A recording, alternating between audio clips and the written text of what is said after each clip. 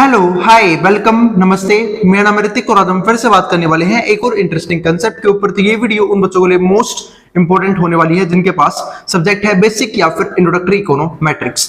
तो सेमेस्टर 4 में जिन भी बच्चों के पास ये वाला सब्जेक्ट है उसके ऊपर काफी वीडियो इंपॉर्टेंट होने वाली है। और आज हम शुरू करते हैं लेसन नंबर 2 यानी कि लीनियर रिग्रेशन मॉडल का एक और इंपॉर्टेंट कंसेप्ट, जहां पे हम बात करेंगे प्रीवियस वीडियो में डिस्कस किया था एफ टेस्ट के बारे में। यहां हम बात करेंगे आर स्क्वायर मेथड के ऊपर, यानी गुडनेस ऑफ फिट के एक और इंपॉर्टेंट मेथड के ऊपर आज हम बात करने वाले हैं। और भाई इस कंप्लीट सीरीज के नोट्स प्रिपेयर हो चुके हैं और जिन बच्चों को नोट्स परचेज करने हैं वो इस नंबर पे जाए 9667836336 यहां पे जाके नोट्स परचेज कर सकते हैं। और भाई आप लोगों ने अब ऑलमोस्ट मेरे 1000 सब्सक्राइबर करवा दिए हैं, तो उसके लिए बहुत बहुत धन्यवाद। आई बात समझ में, और ऐसे ही सपोर्ट करते रहिएगा और मैं हमेशा वीडियोस कोशिश करूंगा कि टाइम पे बनाता रहूं और आपकी हर एक क्वेरी, कॉलेज से रिलेटेड कोई भी क्वेरी मैं उसे रिजॉल्व करता रहूं। आई बात समझ में। अब आते हैं आज एक कंसेप्ट के ऊपर जहां पे हम बात कर रहे हैं गुडनेस ऑफ फिट के बारे में। अब यहाँ पे क्या लिखा हुआ है, आर स्क्वायर, जो हमारा मेथड था आर स्क्वायर, इसके ऊपर बात की थी 2 वीडियोस पहले, जहां मैंने कंपेयर किया था एफ टेस्ट को आर स्क्वायर से, और प्रीवियस वीडियो में कंप्लीट बात करी किसके ऊपर, एफ टेस्ट के ऊपर। तो जो आर स्क्वायर है, देखो it is a statistical measure, ये हमारे पास क्या है, एक और मेजर है। जैसे एफ टेस्ट था ना, ठीक है, क्या नाम है, रिग्रेशन मॉडल निकालने का, ऐसा ये भी एक मेथड है जिसे हम बोलते हैं, ऐसे एफ टेस्ट था वैसे हमारे पास क्या है, आर स्क्वायर है। ठीक है, एफ स्क्वायर का फॉर्मूला थोड़ा बड़ा था और ये कंपैरिजन में ये वाला जो निकाल है ना थोड़ा सा इजी होता है उससे, एफ टेस्ट से। तो it is a statistical measure that represent the proportion of the variance. ये क्या दिखाता है, वेरिएंस, किस चीज में वेरिएंस, डिपेंडेंट वेरिएबल में, किसकी वजह से, इंडिपेंडेंट वेरिएबल की वजह से। तो of the variance in the dependent variable that is explained by independent variable. जो कौन एक्सप्लेन करता है, इंडिपेंडेंट वेरिएबल एक्सप्लेन करता है। आई बात समझ में। तो इसको हम क्या बोलते हैं, R square method in a linear regression model. किसमें, एक लीनियर रिग्रेशन मॉडल में। तो यहाँ पे हम सिर्फ और सिर्फ बात किसी करते हैं लीनियर रिग्रेशन मॉडल की। और लीनियर रिग्रेशन मॉडल को लिखते कैसे हैं, इसके ऊपर हम काफी बार बात कर चुके हैं प्रीवियस वीडियोस में। ठीक है, तो इट रेंज बिटवीन 0 से 1। अब ये ध्यान रखना कि जो आर स्क्वायर जो मेजरमेंट मेथड है ना, इसकी वैल्यू हमेशा और हमेशा 0 से लेके 1 के बीच में होती है, और 0 और 1 भी आ सकती है। आई बात समझ में। उसकी हम बात करेंगे इसी वीडियो में आगे आने वाले कंसेप्ट्स में। Where a higher R square indicates a better fit of the model of the data. जहां पे अगर आर स्क्वायर की वैल्यू जितनी ज्यादा आएगी ना, मतलब हायर आर स्क्वायर जितना ज्यादा होगा, ठीक है, higher R square indicates a better fit. ये क्या दिखाता है, बेटर फिट। इसका मतलब क्या है कि हम उसे उतना ही इजीली अप्लाई कर पाएंगे लीनियर रिग्रेशन मॉडल निकालने में, और अपने जो इकोनोमेट्रिक्स के टूल्स है उसमें काफी अच्छे तरीके से यूज कर पाएंगे। आई बात समझ में। अब आगे समझते हैं। तो आर स्क्वायर का फॉर्मूला था वो ये था, ये तो हमने पहले भी देखा होगा मैंने आप लोगों को, R square equals to 1 minus में आरएसएस डिवाइड बाय टीएसएस। अब बात है भैया, चलो ठीक है, आर स्क्वायर का फॉर्मूला समझ आ गया, 1 माइनस आरएसएस अपॉन टीएसएस। लेकिन ये आरएसएस का मतलब क्या होता है, देखो आरएसएस का जो मतलब होता है वो होता है residual sum. It is the residual sum of squared difference. ठीक है, इसको हम बोलता हूं residual sum of squared difference, वो भी किसी चीज का, between the observed and predicted values of dependent variable. ठीक है, एक वैल्यू जो ऑब्जर्व की जाए, दूसरी जो प्रेडिक्ट की जाए, उन दोनों के बीच में जो इनका डिफरेंस होगा ना, उनका रेसिडुअल सम, उनके स्केल का residual sum of dependent variable. पर ध्यान रखना, आरएसएस जो हमारा जो था ना वो उस फॉर्मूले में भी था, किसमें, एफ टेस्ट वाले में। लेकिन वहां पे जो हम लोग आरएसएस निकालते थे वो निकालते थे इंडिपेंडेंट वेरिएबल के अकॉर्डिंग, लेकिन यहाँ पे किसके अकॉर्डिंग निकालेंगे हम लोग, डिपेंडेंट वेरिएबल के अकॉर्डिंग। इस बात का ध्यान रखना। तो दोबारा पढ़ लो, it is the residual sum of squared difference. Square difference मतलब सम तो लेना है, लेकिन किसका, स्क्वेयर डिफरेंस का, और वो भी किसके बीच में डिफरेंस का, ठीक है, observed and predicted values of dependent variable. और इंडिपेंडेंट निकालोगे तो किसका बन जाएगा, वो आरएसएस, वो आरएसएस बन जाएगा हमारा एफ टेस्ट मेथड का। और जो टीएसएस है वो क्या था, it is the total sum of squares. ये टोटल सम ऑफ स्क्वेयर्स है, यहां पे डिफरेंस था, सम ऑफ स्क्वेयर्स है, is which is measure the total variance of dependent variable. कि डिपेंडेंट वेरिएबल किस अकॉर्डिंग चेंज हो रहा है, किस अकॉर्डिंग उसमें क्या आ रहा है, वेरिएंस आ रहा है, उसका सम। ये हमारा क्या होता है, टीएसएस, टोटल सम। ध्यान रखना, जो एफ टेस्ट था उसमें 2 चीज निकालते थे, आरएसएस तो उसमें भी निकलता था, लेकिन उसमें आरएसएस निकलता था इंडिपेंडेंट वेरिएबल के अकॉर्डिंग।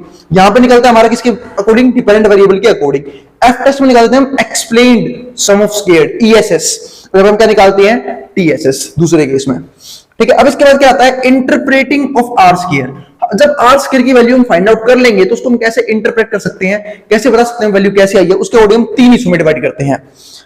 पहला, जब हमारा आर स्क्वायर क्या हो, 0 हो, यानी कि आर स्क्वायर हमारा बिल्कुल खत्म हो जाए, 0 आ जाए, तो एक सिंपल सी बात है, मैंने आपको ऊपर ही समझाया था कि जितनी फालतू वैल्यू आर स्क्वायर की होगी वो इंडिकेट करेगा उतना ही बेटर फिट, ठीक है। लेकिन अगर आर स्क्वायर 0 है, इसका मतलब आर स्क्वायर की वैल्यू तो बिल्कुल कम है, क्योंकि आर स्क्वायर की वैल्यू एग्जिस्ट ही करती है 0 से लेके 1 के बीच में, और अगर 0 आ गई फिर तो बेड़ा गर्क हो गया, ठीक है, फिर तो उस वैल्यू को मैं यूज नहीं कर पाऊंगा। तो यहां पे क्या लिखा हुआ है, model does not explain any variability, मतलब मॉडल जो हमारा कोई भी वेरिएबिलिटी नहीं दिखा सकता किनके बीच में, डिपेंडेंट वेरिएबल के बीच में, और ना ही फिर मैं इस मॉडल को यूज कर पाऊंगा।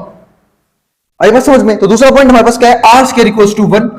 अब आर स्क्वायर इक्वल्स टू 1 का मतलब क्या है कि वो परफेक्टली वेरिएबिलिटी शो कर रहा है ना, यानी कि पूरी तरीके से, क्योंकि आर स्क्वायर की वैल्यू फिर बोलूंगा एग्जिस्ट कहां से कहां तक करती है, 0 से लेके 1 के बीच में, और अगर आर स्क्वायर की वैल्यू 0 से 1 के बीच में एग्जिस्ट करती है और आ भी रही है उसमें से क्या, वैल्यू 1, इसका मतलब क्या है, वो वेरिएबिलिटी कंप्लीटली शो कर रहा है। तो यहां पे क्या लिखा हुआ है, model perfectly explains the variability in the dependent variable. तो जो मॉडल है वो डिपेंडेंट वेरिएबल के बीच में कंप्लीटली परफेक्टली वेरिएबिलिटी को शो कर रहा है।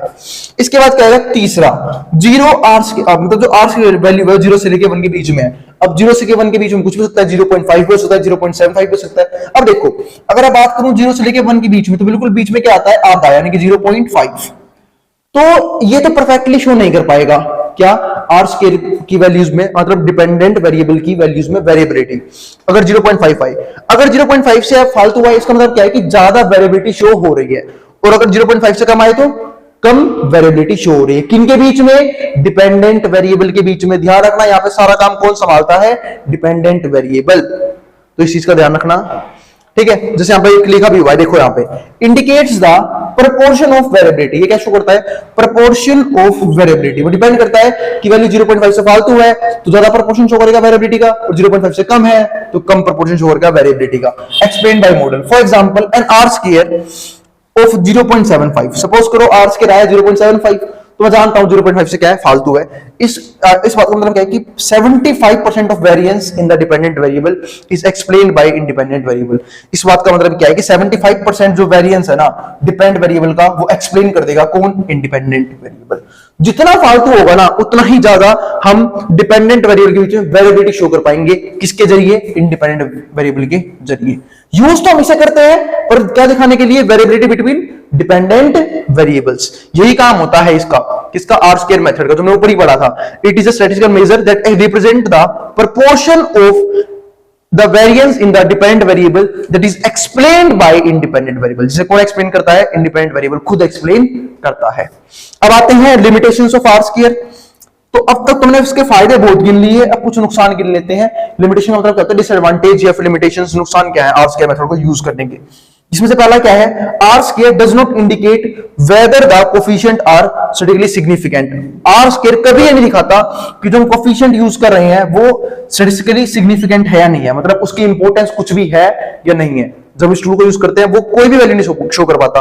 कोफिशिएंट क्या होता है, जो वेरिएबल के मल्टीप्लाई में कांस्टेंट है, काफी बार बात कर चुके हैं, ठीक है। और जो इनकी वैल्यूज हम लेते हैं इसको कैलकुलेट करते वक्त वो इंपॉर्टेंट है या नहीं है, ये आर स्क्वायर मेथड शो नहीं कर पाता है।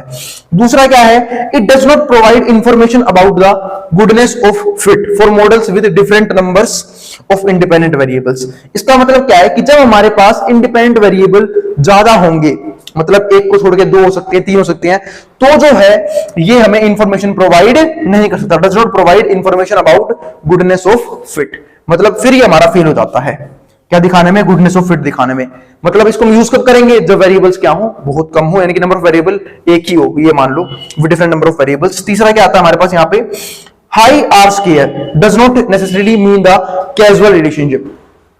अब सपोज करो आर स्क्वायर ज्यादा आ गया, और आर स्क्वायर ज्यादा कब आता है, इस बात का मतलब क्या है कि वेरिएबिलिटी डिपेंडेंट वेरिएबल के बीच में ज्यादा है।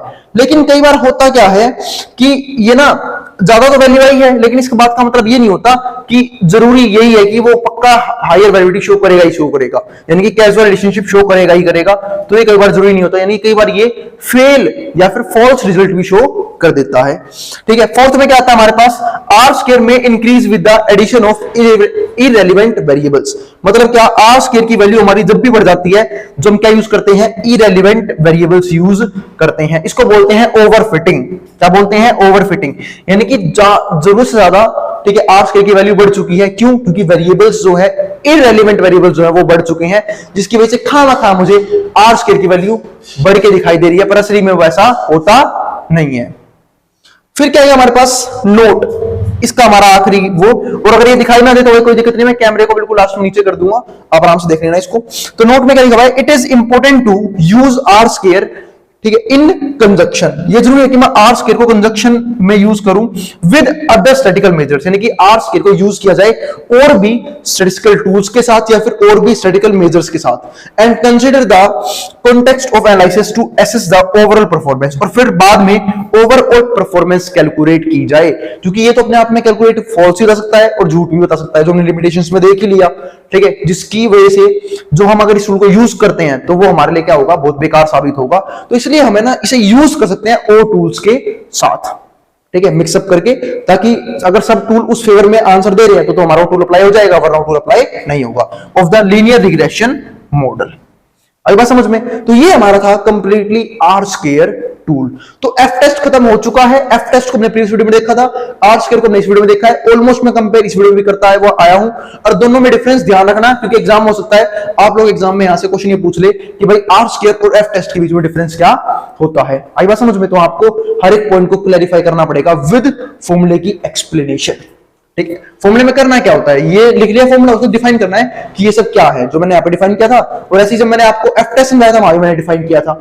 आई बात समझ में? मिलेंगे फिर अगली वीडियो में जहां पे हम बात करेंगे इसके एक और इंपॉर्टेंट कंसेप्ट के ऊपर। अब हम बात करेंगे यहाँ पे हाइपोथेटिकल टेस्ट के बारे में आने वाली वीडियोस में।